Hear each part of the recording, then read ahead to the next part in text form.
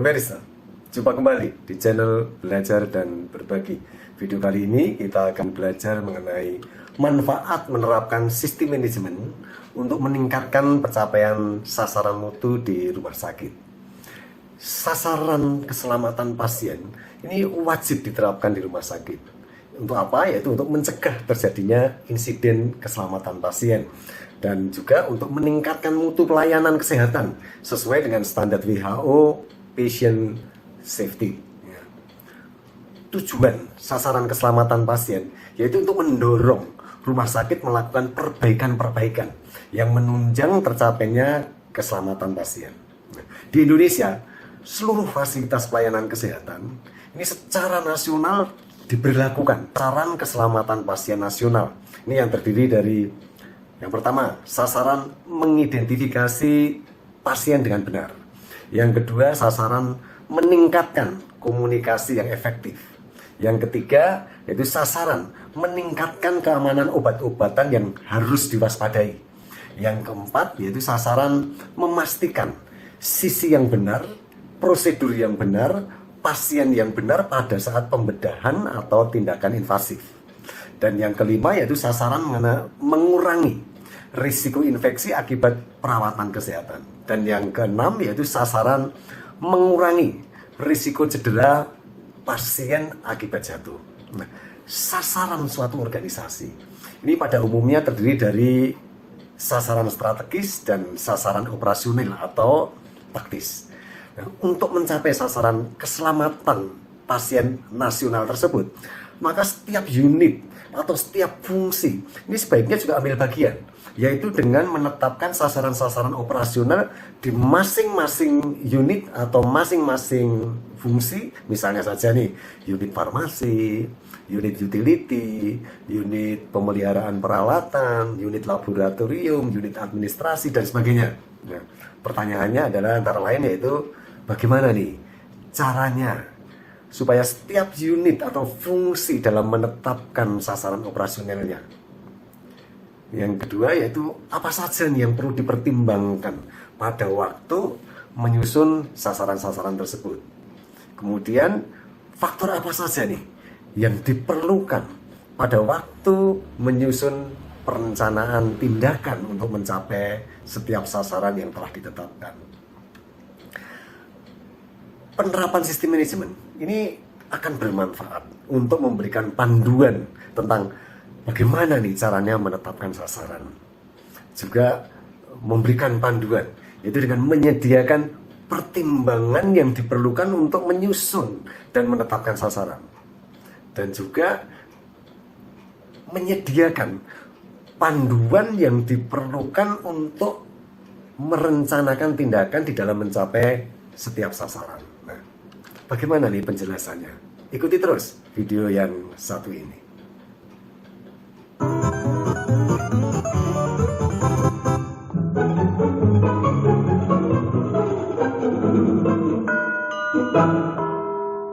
Pemirsa, rumah sakit ini sebaiknya menetapkan sasaran keselamatan pasien dan juga perencanaan untuk mencapai sasaran tersebut.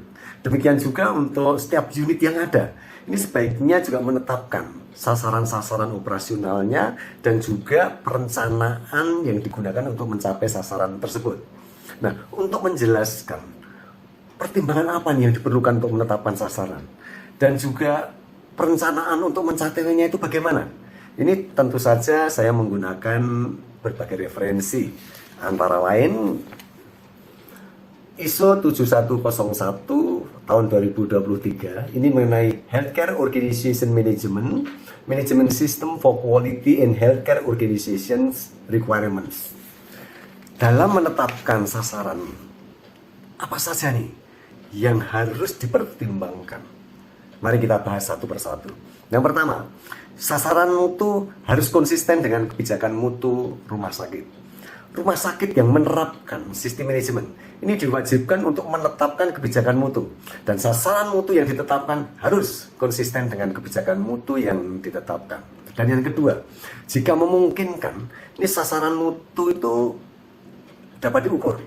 Nah, sasaran mutu yang dapat diukur ini akan memudahkan untuk mengevaluasi pencapaiannya. Dan selain terukur, sasaran mutu ini sebaiknya juga spesifik, dapat dicapai, logis, mempunyai tenggat waktu atau batas waktu untuk mencapainya, atau yang sering disingkat dengan SMART: specific, measurable, achievable, reasonable, dan juga mempunyai time frame. Kemudian yang ketiga, sasaran mutu ini ditetapkan dengan mempertimbangkan persyaratan-persyaratan yang berlaku. Misalnya saja nih, United Nations Sustainable Development Goals. Ini kemudian juga peraturan-peraturan dari pemerintah seperti sasaran keselamatan pasien nasional dan sebagainya.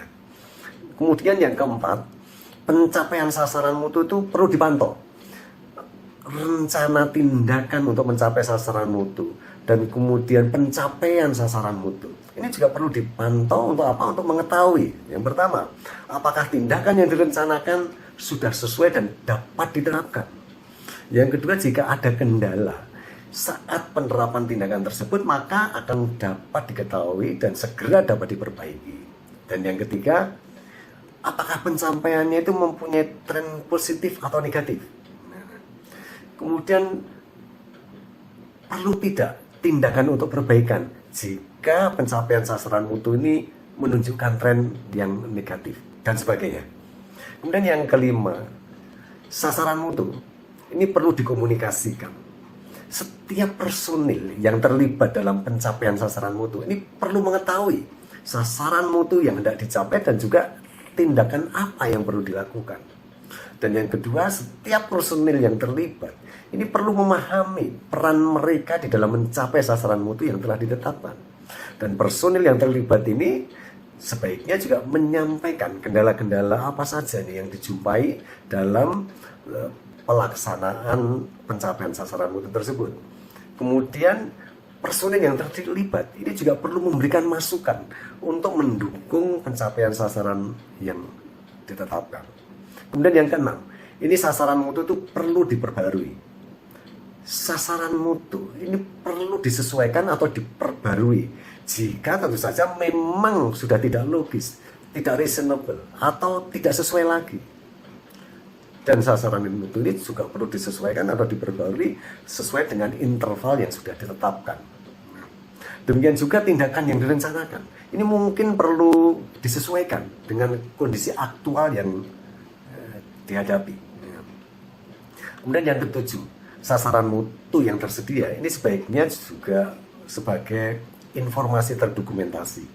Sasaran mutu dan rencananya untuk mencapai sasaran tersebut ini perlu didokumentasikan. Demikian juga untuk hasil pemantauannya ini juga perlu didokumentasikan.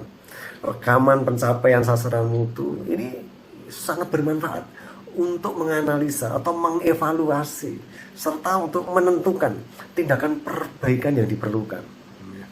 Kemudian yang kedelapan, ini sasaran itu perlu mempertimbangkan penilaian dari pengalaman pengguna layanan. Jadi masukan dari pengguna layanan ini sangat penting untuk meningkatkan layanan. Kuesioner ini merupakan bentuk yang lazim digunakan untuk mendapatkan umpan balik dari pengguna layanan. Kemudian yang kesembilan yaitu dalam menetapkan sasaran itu perlu mempertimbangkan faktor-faktor seperti status sosial ekonomi, status budayanya, keragaman pengguna layanan, dan sebagainya. Nah, pengguna layanan ini mempunyai latar belakang yang berbeda-beda. Oleh karena itu, pada waktu menetapkan sasaran mutu, ini sebaiknya juga memperhatikan status ekonominya, budayanya bagaimana, dan keragaman-keragaman lain dari pengguna-pengguna layanan. Kemudian yang ke-10, ini yaitu mempertimbangkan data-data praktis. Jadi data praktis sesuai dengan bukti-bukti yang ada dan sesuai dengan indikator hasil kesehatan yang telah ditetapkan. Jadi sasaran mutu ini sebaiknya ditetapkan sesuai dengan data yang sudah dimiliki, sehingga masing-masing rumah sakit ini mungkin mempunyai sasaran mutu yang berbeda-beda. Ya, itu tadi mengenai hal-hal yang perlu dipertimbangkan pada waktu menetapkan sasaran mutu. Paling tidak ada 10 hal tersebut. Selanjutnya yaitu apa saja nih yang perlu ditetapkan pada waktu merencanakan tindakan-tindakan untuk mencapai sasaran mutu tersebut. Ya. Ketika merencanakan tindakan untuk mencapai sasaran mutu, organisasi itu harus menentukan beberapa hal. Yang pertama, apa yang akan dilakukan? Ini penting. Ya. Setiap sasaran mutu memerlukan rencana tindakan yang berbeda-beda. Oleh karena itu, sebaiknya tindakan-tindakan yang akan dilakukan ini ditetapkan, didokumentasikan, dan tentu saja nanti diterapkan. Ya. Yang kedua, perlu menetapkan juga sumber daya apa yang dibutuhkan. Jadi sumber daya ini bisa meliputi sarana-sarana yang diperlukan, peralatan, finansial, dan sebagainya yang memang diperlukan untuk melakukan atau menerapkan tindakan-tindakan yang sudah ditetapkan. Kemudian yang ketiga yaitu perlu menetapkan siapa yang akan bertanggung jawab. Setiap tindakan yang direncanakan ini mungkin memerlukan personel penanggung jawab yang berbeda-beda, sehingga setiap tindakan yang perlu ditetapkan siapa penanggung jawabnya. Kemudian yang keempat, kapan akan selesai. Jadi setiap tindakan sebaiknya ditetapkan tenggat waktu, batas waktu pelaksanaannya dan penyelesaiannya. Jadi semua tindakan dapat ditetapkan kapan saja masing-masing itu akan selesai. Yang kelima, bagaimana cara untuk mengevaluasi dari hasilnya.